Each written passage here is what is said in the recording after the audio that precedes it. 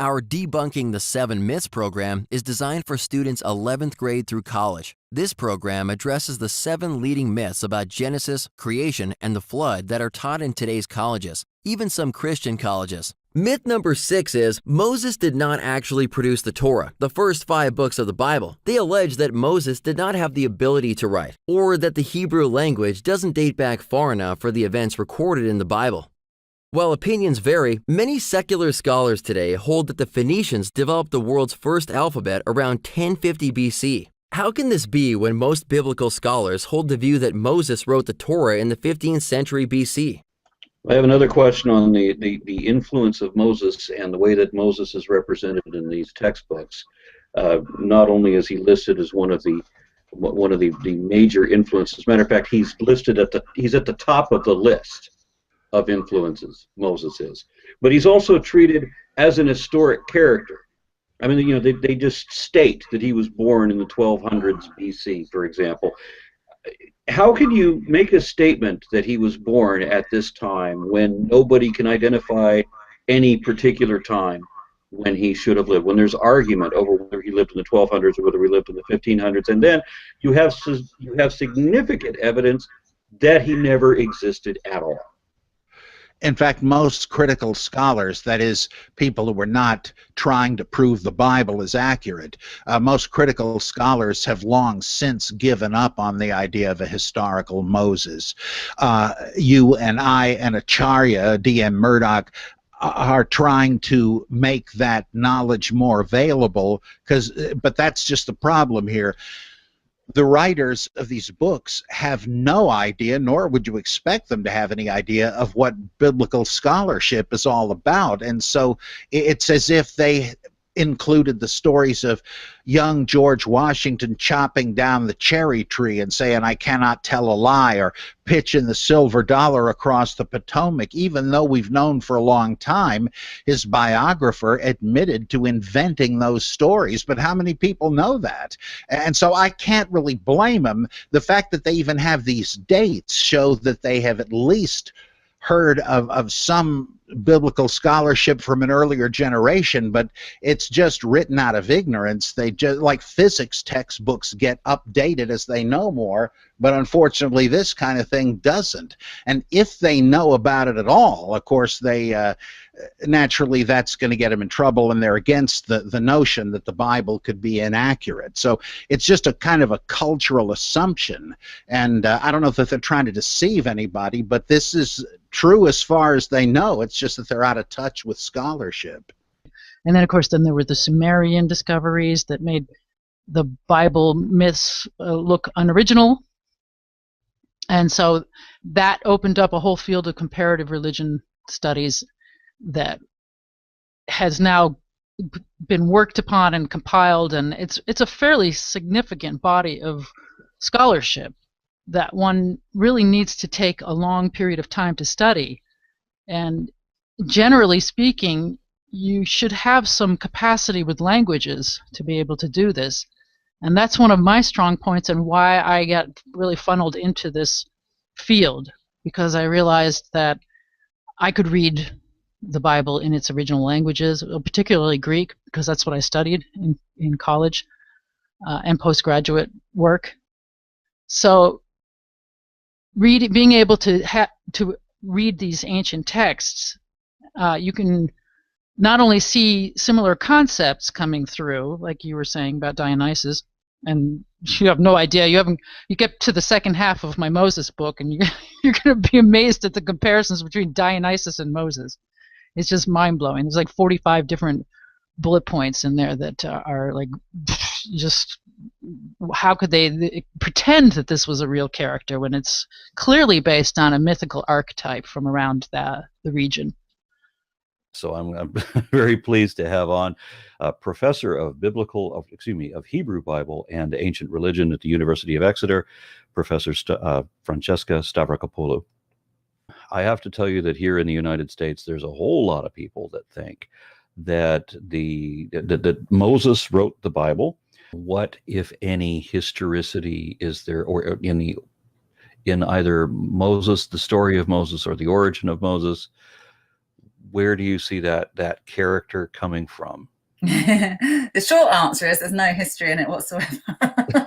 Like, I don't see it as, I very few critical, rigorous scholars in my field would say, yes, Moses definitely existed. It may be that Moses, the character of Moses, I mean, he's almost like four or five different characters. He's got different aspects to him of, he's a law writer, he's a prophet, he's a magician, he's a royal figure. Even the kind of the false etymology that's given of his name, Moses, to draw out, that's a kind of trying to make sense of this kind of figure. So yeah, I don't think he's historical. I think he's probably drawn on lots of different kind of folklore motifs. A bit of Senefru, a bit of Hammurabi. It's basically stuff like, I mean, obviously, like, even, being kind of set in a basket of reeds and set off down, onto the river waters. That's, he's recycling that. We've got Mesopotamian sources that are much older that talk about the birth of a king being like that. So I think in that sense, we can't talk about the historicity of Moses.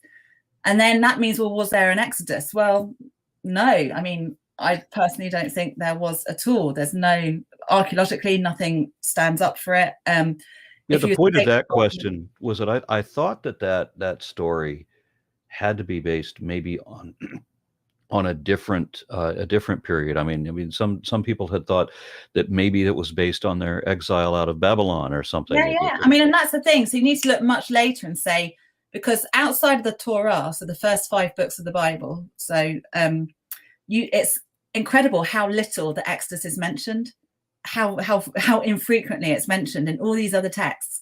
It's only really when these people's experience, these elites that were sent off to, forced migration to Babylonia, it's only after that, in that period, when stories about the land was taken away, but we're going to be given the land again. This is our new homeland. This idea of coming into the land again. That's when the Exodus idea really kicks off, I think, and that's when the traditions that we find in the first five books of the Bible are being written, basically. And so, yeah, it may be. I mean, people were in and out of Egypt all the time. Egypt as a river, the Nile was so important, so that if you had famine in the southern Levant, it was an obvious thing to go down to Egypt, because it's a tidal climate there, right? The river, rather than relying on rainfall. So people were always up and down into Egypt. People moved around a hell of a lot. I mean, look at our own world. Political pressure, population explosions, illnesses, whatever it is, scarce resources means that people move.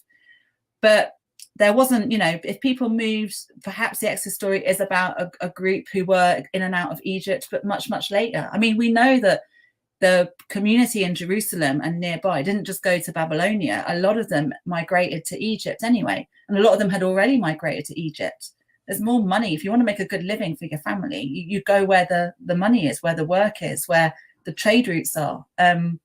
So maybe Exodus is based on folktale traditions, a bit of kind of some kind of skirmish at some bit of water, maybe.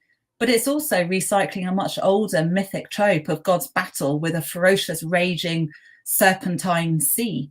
And you see that a lot in the first 5 books of the Bible as well, the way that those traditions are being incorporated into this story of Exodus. So they're being historicized in order to give an identity to these diaspora communities who are wanting to come back to the promised land, the homeland.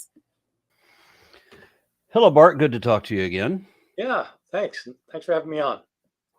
I've been doing a series of rebuttals on an organization called Genesis Apologetics, and they make a number of claims about science and philosophy and all like that. And very often we'll have to pull in the experts in various fields. And the one that I'm working on right now, the episode I'm dealing with at the moment, is the claim that Moses must have written the Pentateuch. And the evidence that they give, if I can be extremely charitable and call that evidence, is that at some point the book gives credit to him saying, that Moses must have written it. And there's the only evidence beyond that is, well, people believed the tradition that accepted that Moses believed that, or that Moses wrote that.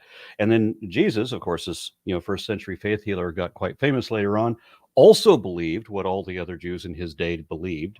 And so that, because there's all these people who believed the unsupported claim, that meant the unsupported claim is somehow supported. I'd like to hear your take on how Moses allegedly wrote the Pentateuch.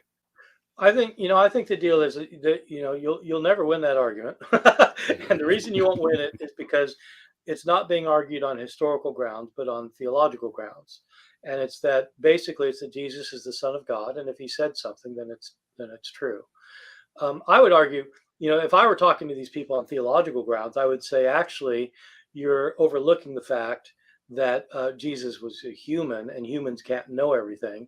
And Jesus himself said he didn't even know when the end of time was going to come.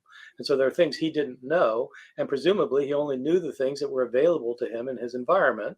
And everybody in his environment just assumed that Moses wrote these books. So it doesn't mean he did write the books. It just meant everybody assumed it. And the question is, when did they start assuming that?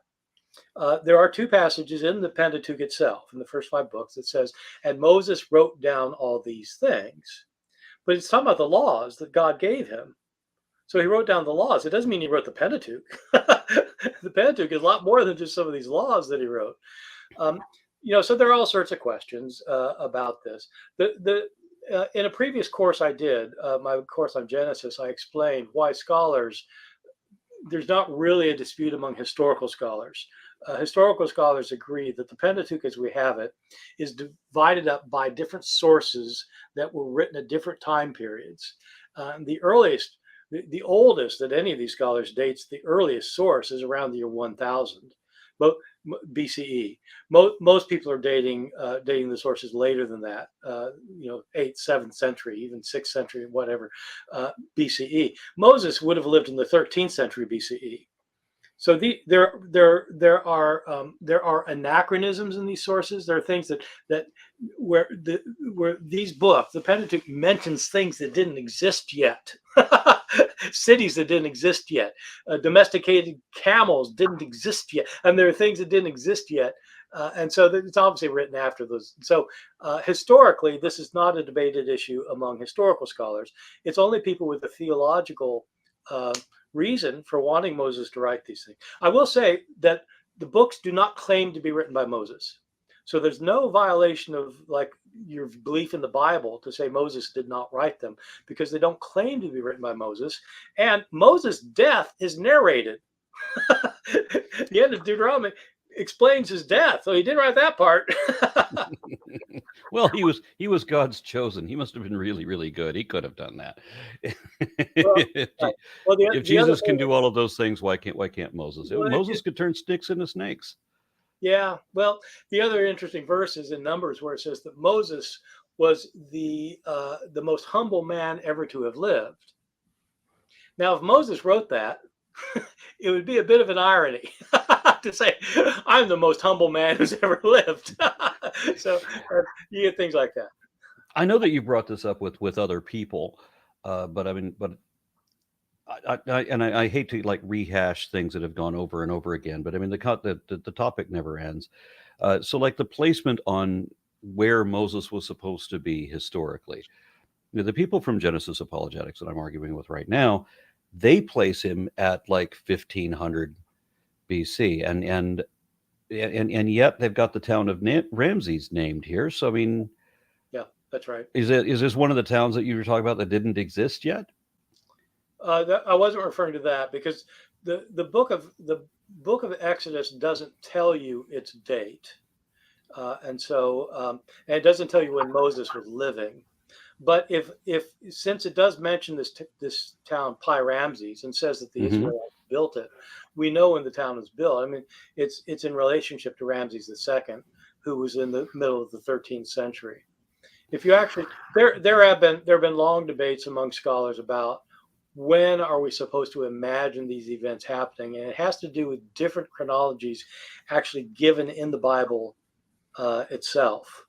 And so, if the conquest of the land happened between 400 and 500 years later, as the Bible says, 460 years later, then, and when the conquest happened, then you can reason backward from that. Or so they have these kind of different chronologies, but they don't add up into the same numbers. So Yeah, scholars generally put it in the middle of the 13th century, but for my money, it doesn't much matter whether it's, I mean, for this particular question about whether Moses existed or whether it's accurate, I don't think it matters much whether it's the 15th or the 13th. Well, we know that some of the numbers are, well, a lot of the numbers that are written in the Bible are completely unreliable anyway. That the number 40 comes up way too many times to be the accurate count on all of those occasions. And then the fact when you could go from Ramses to Canaan, walking along, just following the shoreline, and it's really hard to get lost when you're following a shoreline. It would have taken 2 weeks. Yeah, and so these people took 40 years. And then how many people did they have in Ramses? It was 150,000 Hebrew slaves. Oh no, it's actually worse than that. So the Book of Exodus says that that when Israel and Numbers confirms this, that the people, when the children of Israel left Egypt, there were 600,000 men of military age. Yeah. So that's not counting older men. It's not counting boys and girls, and it's not counting women, any females at all. So we're talking about maybe 3 million people. Well, that's more than the population of Egypt could have been with them there. And so, yeah, and the idea that you have these 3 million people wandering around the wilderness and not like leaving anything behind for us to find, that's a little remarkable. Even if it was only 2 million, because I remember now when you mentioned that, I remember estimates that it was 2 million people. And like you said, it was more people. There were more Hebrew men on foot, that, the warrior class of people, that there were more of them than there were in the entire of Egyptians living in the entire country. So why didn't they just own Egypt? There's so many things that don't add up there. Well, they don't. And I don't know. People always say this 2 million thing, but I don't quite get it. Because if you got 600,000 men who are of military age, that's everyone. That's men like 18 up to the time. And so you have the other men, you have the boys and the girls and the women. It's like, it's got to be more than 2. Anyway, however many it is. Estimate high or low, it still doesn't add up. If you've got 600,000 men, when Pharaoh starts chasing them, they're in fear and trepidation because Pharaoh's coming after them. We're told that Pharaoh had 600 chariots. If you've got 600 chariots against 600,000 men, you mean every 1,000 men are afraid because there's a chariot chasing 1,000? It's like, it's not like a machine gun or something where you can just mow them down. It's a chariot. Yeah. So we can't place Moses historically anywhere. I've talked to a number of other scholars who say that Moses is a composite of different characters, that there's no historicity to that person at all, that he's like made up of elements of Sargon and Hammurabi and Snefru and others. What would be your take on that? Where does the character of Moses actually come from? I think that the composite argument, I mean, there are a lot of things that make sense. I think there are stories about Moses and events connected with Moses that can be established as being connected with a few other people. But I think the Mosaic approach, where the law part is modeled on Hammurabi, the birth is based on Sargon. I think that's a little bit too simple. I think it's not that simple. I think what's going on is there are lots of stories about lots of people in the ancient world, and Moses is some kind of amalgam. But most of the stuff that's going into the amalgam is stuff we've just never heard of.